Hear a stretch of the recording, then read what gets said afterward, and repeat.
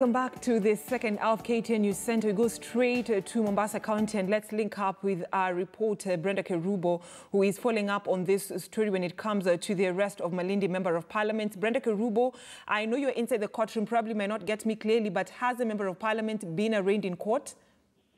Good morning, Brenda. Of course, we're here inside the Mombasa Law Courts where Aisha Jumwa, the MP for Malindi, was just here together with her bodyguard, Geoffrey Otieno. They were here about a few minutes ago, but now they've since been taken back. This is because the magistrate, Vincent Adet, will be late. But they're going to prioritize the case. She'll be the first one. Remember, she slept actually inside the cell overnight following confrontations that she had the previous day, that is on Tuesday, with a representative from the ODM faction in relation to the Ganda ward by-election, which is happening today. So what we do know is that she is facing quite a number of charges, allegations, of course, that are currently under investigation by the Directorate of Criminal Investigations. And they include, of course, the murder charges, alleged murder charges. And then also we have incitement to violence. We also have, breach of electoral laws that allegedly she breached in the process. So this is just some of the reports that have been outlined in the police report that has just been seen by KTN News. Brenda?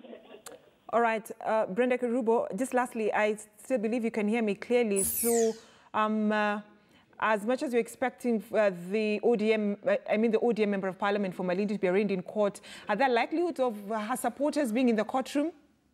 Yeah, I mean, it's a very, a very busy and crowded courtroom because you have her supporters who, as soon as she walked in, they were shouting, "No, we have the right behind you.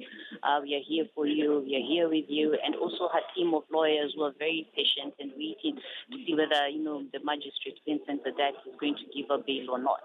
So it's a very crowded environment. We have supporters, most of them who are women, actually, incidentally.